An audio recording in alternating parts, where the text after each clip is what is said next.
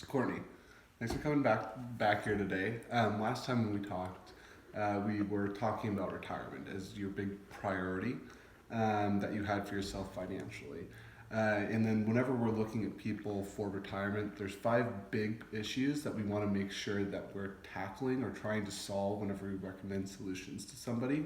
But that being said, what major concerns do you have heading into retirement? Outliving my means.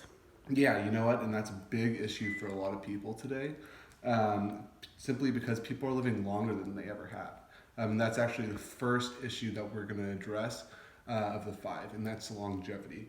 The second one being inflation, the third, volatility, the fourth, interest rates, and the last one being taxes. So, as you're saying, longevity, people outliving their assets. People today are living far longer than they ever have. Um, how old are your grandparents? It's 78. 78. Are all of them still alive?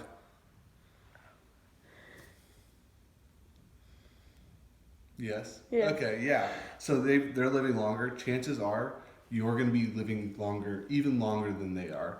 Now, have you put anything in place currently to make sure that if you were to live to 90, 100 years old, that you would still be able to live the same lifestyle you are today? No. Great. Well, one thing that we're going to make sure that we do when we come back and recommend some solutions is make sure that we have a solid answer for you on this and how we can overcome that. Um, the second one that we're talking about was inflation.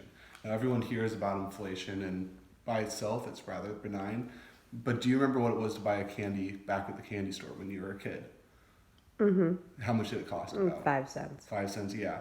Have you been back recently? Yes. Yeah. How much do you think it costs now? About $2. Yeah, it's absolute nonsense. But we see this all over the economy. And the big thing that we want to make sure that we tackle for you is can a dollar today still buy the same amount of goods that today as in the future? Now, what have you put in place today to make sure that that's happening? Nothing.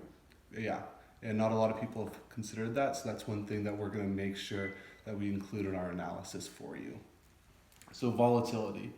Um, so as of the last 8, 9, 10 years, we've actually been seeing an unprecedented amount of no volatility in the markets up until about the last quarter of last year, and then we finally start to rise up again.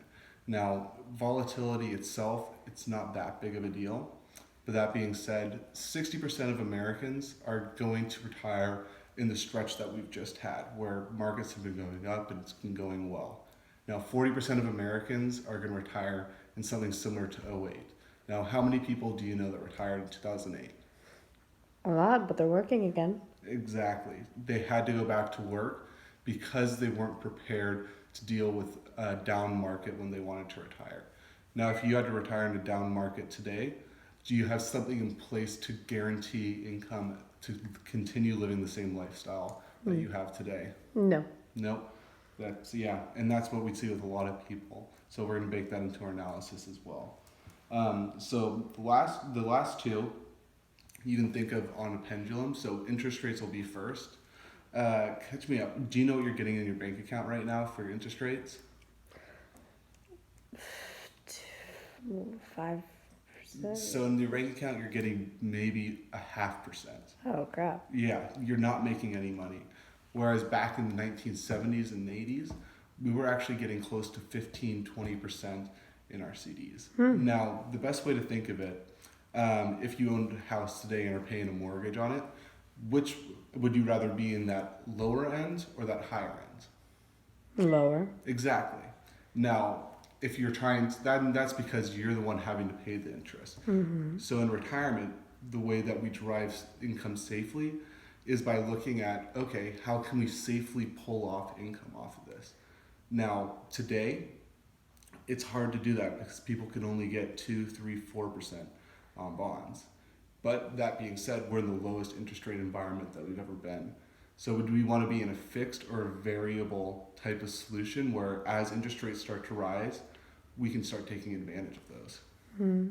So would we want a fixed or a variable type solution? I'm going to go with Variable? Yeah, exactly. That's right.